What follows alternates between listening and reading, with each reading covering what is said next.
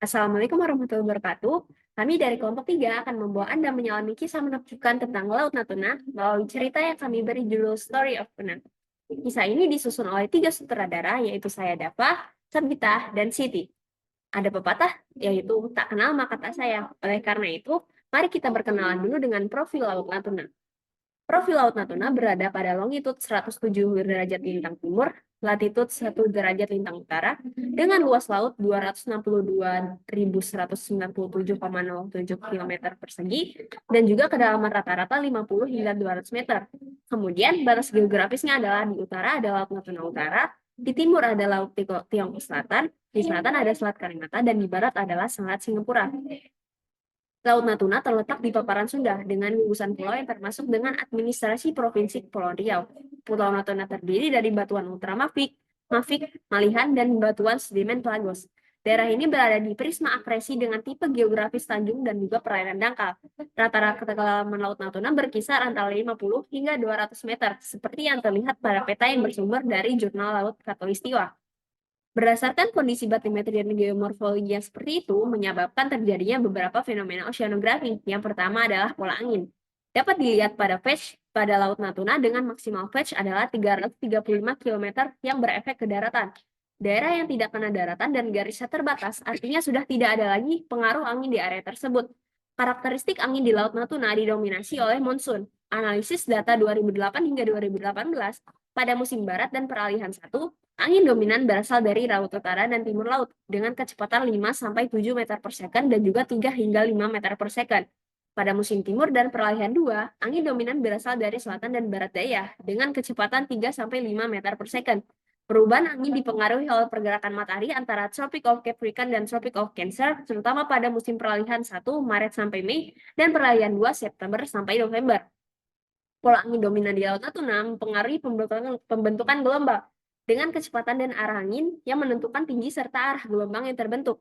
Tinggi gelombang rata-rata di Laut Natuna selama 2007 hingga 2016 adalah 1,41 meter, dengan minimum 1,9 meter dan maksimum 1,92 meter. Berdasarkan skala 12, tinggi gelombang di Laut Natuna berkisar pada skala 12, 3, 4, dan 5, dengan mayoritas berada di skala 4, menunjukkan gelombang sedang sekitar 1-25 sampai 2,5 meter. Skala 3 menggambarkan gelombang kecil, sedangkan skala 5 menunjukkan gelombang kasar. Data ini diperoleh melalui pengukuran menggunakan satelit altimetri.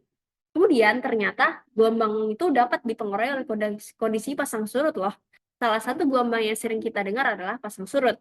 Pasang surut di Laut Natuna berdasarkan observasi selama 1 bulan pada tahun 2016 tergolong tipe campuran dengan condong harian ganda. Sebagaimana terlihat dari grafik elevasi pasang surut, validitas data ini didukung dengan perbandingan data BIG yang menunjukkan error sangat kecil, termasuk dalam observasi 3 bulan. Nilai from zone di Laut Natuna berkisar antara 1,02 hingga 1,06, sesuai dengan karakteristik pasang surut tipe campuran harian ganda. Selain itu, nilai RMSE yang rendah menunjukkan data pasang surut ini memiliki akurasi tinggi terhadap data observasi sebenarnya. Kemudian, faktor pola angin dan gelombang yang terjadi akan memicu pergerakan massa air yang dapat menyebabkan perpindahan massa air berupa arus.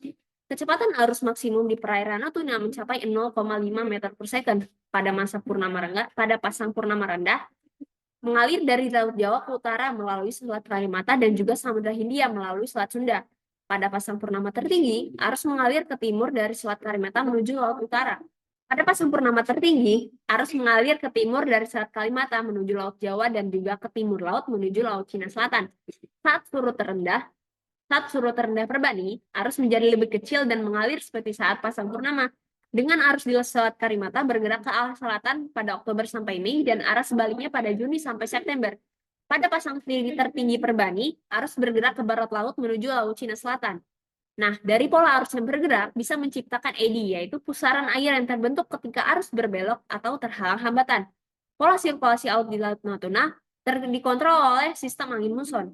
Pada musim panas terjadi sirkulasi antisiklonik searah jarum jam didorong oleh angin barat daya sehingga muncul pusaran antisiklonik lemah di sekitar Pulau Natuna dan juga arus kuat di pesisir Vietnam.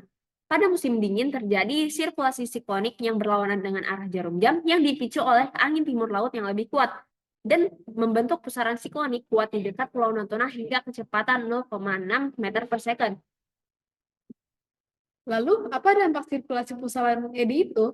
Ternyata, EDIS menjadi faktor dari upwelling dan downwelling. Upwelling terjadi saat massa air dingin dari kedalaman naik ke permukaan. Sering diidentifikasi di pusaran siklonik seperti Laut Natuna Utara yang meningkatkan konsentrasi klorofil A dan produktivitas primer laut. Sebaliknya, downwelling melibatkan penurunan massa air hangat dari permukaan ke kedalaman. Biasanya terjadi di pusaran antisiklonik dan menghasilkan konsentrasi klorofil A yang lebih rendah. Proses ini dipengaruhi oleh kecepatan geser arus, tekanan angin permukaan, dan juga fenomena La Nina atau El Nino. Fenomena oceanografi tersebut berperan dalam mempengaruhi berbagai parameter oceanografi di perairan. Yang pertama adalah suhu permukaan laut. Di perairan Natuna berkisar antara 2,29 derajat hingga 30 derajat, dengan rata-rata 29,8 derajat Celcius. Suhu tertinggi ada pada stasiun 19 dan terendah ada pada stasiun 30. Pola suhu yang menunjukkan penurunan ke arah pesisir di Pulau Sedanau sekitar stasiun 26 sampai 35, lalu meningkat menuju Mulut Teluk, stasiun 19 hingga 20, serta selat antara Tanjung Gumbik dan juga Pulau Sabang Mawang. Suhu di perairan pesisir Natuna lebih bervariasi dipengaruhi oleh faktor arus, pasang surut, angin, aliran sungai, sementara suhu laut terbuka cenderung stabil. Kemudian salintas permukaan Laut Natuna dipengaruhi oleh temperatur dengan hasil pengukuran berkisar antara 27,9 hingga 30,4 PSU dan rata-rata 29,7 PSU. Salintas terendah tercatat di stasiun 31, sementara tertinggi ada di stasiun 4 dan 11. Secara umum, salintas menurun ke pesisir Pulau Bunguran Besar, terutama di perairan utara dan timur Pulau Sedanau hingga Muara Binjai, lalu meningkat ke laut terbuka. Rendahnya salintas di pesisir timur Pulau Sedanau hingga Muara Binjai disebabkan oleh dominasi masuknya air tawar dan sungai dan hujan selama masa peralihan musim kering ke musim hujan. Kemudian, kisaran pH perairan selama penelitian adalah 8,09 hingga 8,27 dengan rata-rata 8,2. pH tertinggi tercatat di stasiun 6 dan terendah berada di stasiun 17. Berdasarkan keputusan Menteri Lingkungan Hidup nomor 51 tahun 2004, pH perairan Barat Daya dan Natuna masih sesuai baku mutu biota laut. Pola sebaran pH meningkat ke arah laut lepas dan menurun ke pesisir timur Pulau Sedanau hingga Muara Binjai.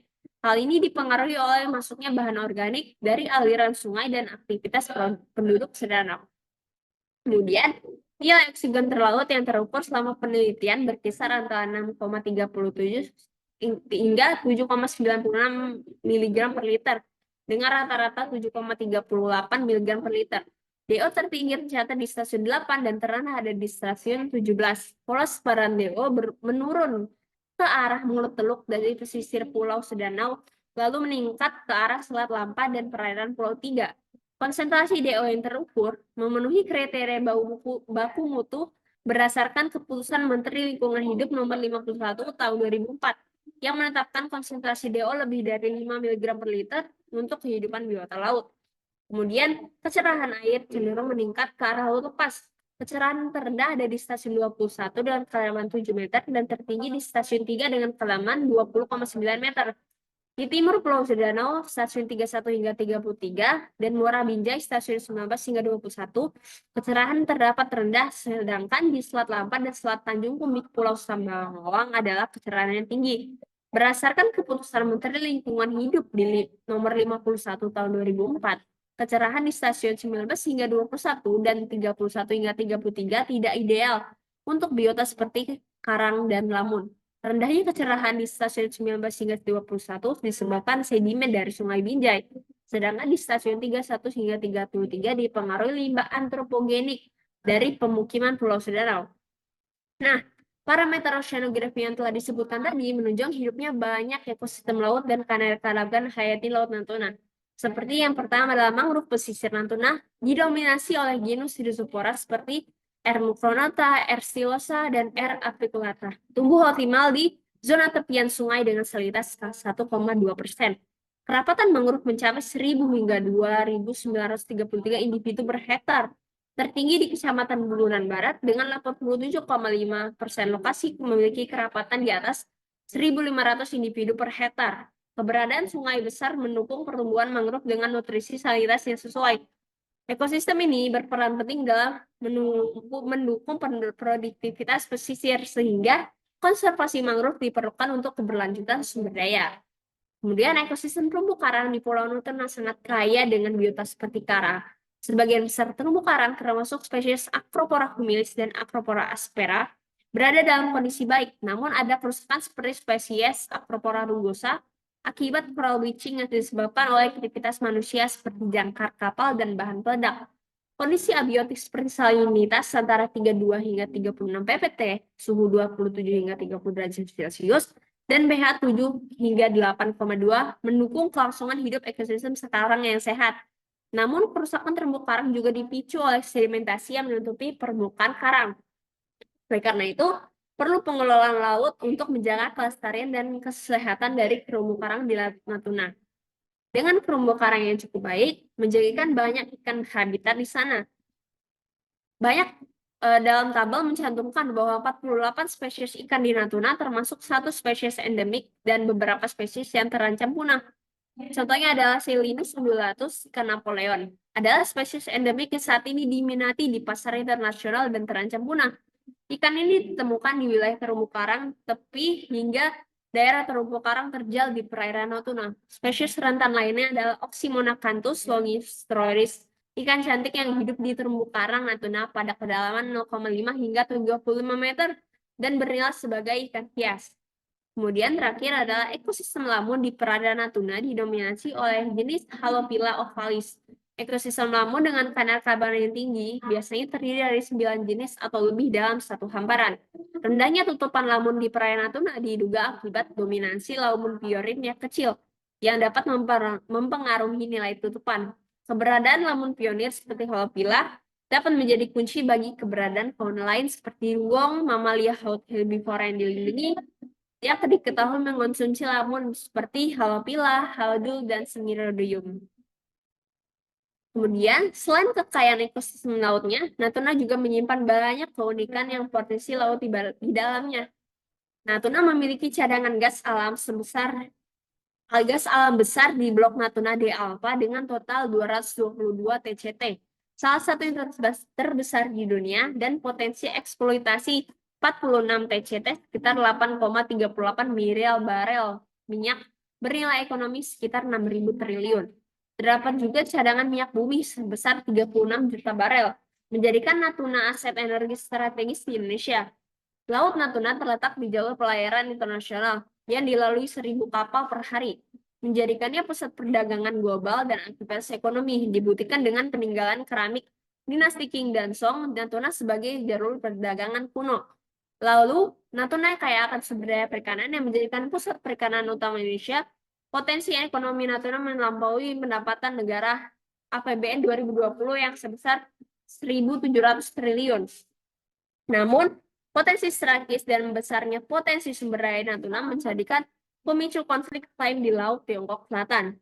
Konflik antara Indonesia dan Tiongkok di Natuna terbagi dalam 3 peristiwa utama. Yang pertama adalah pada Maret 2016, kapal ikan ilegal Tiongkok memasuki perairan Natuna. Namun, upaya penangkapan Indonesia gagal karena kapal Coast Guard Tiongkok menangkap KM Voivei 178. Menteri Susi Pujiastuti melayangkan protes atas pelanggaran ZEE dan sebulan kemudian masalah ini selesai. Kemudian yang kedua adalah pada 2017, Indonesia mengganti nama Laut Tiongkok Selatan menjadi Laut Natuna Utara untuk menegaskan kedaulatan dan ZEE. Meski belum diakui International Hydrographic Organization, Indonesia tetap konsisten menggunakan nama tersebut. Dan yang terakhir, Tiongkok terus mengklaim sebagian ZEE Indonesia sebagai wilayah tradisional mereka menggunakan peta 9 garis putus-putus atau Nine Dash Line.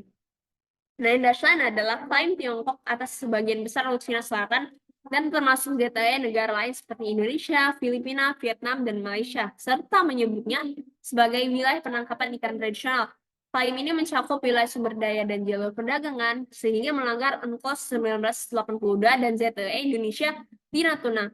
Hal ini meningkatkan risiko konflik dan menegaskan pentingnya stabilitas ASEAN.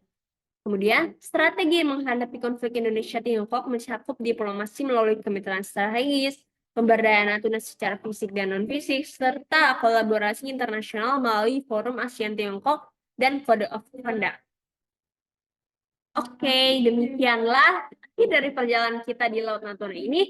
Setelah menyelami keindahan dan kekayaan yang tersimpan di sana, semoga menambah wawasan kita dan menumbuhkan rasa cinta terhadap laut kita. Terima kasih dan Assalamualaikum warahmatullahi wabarakatuh.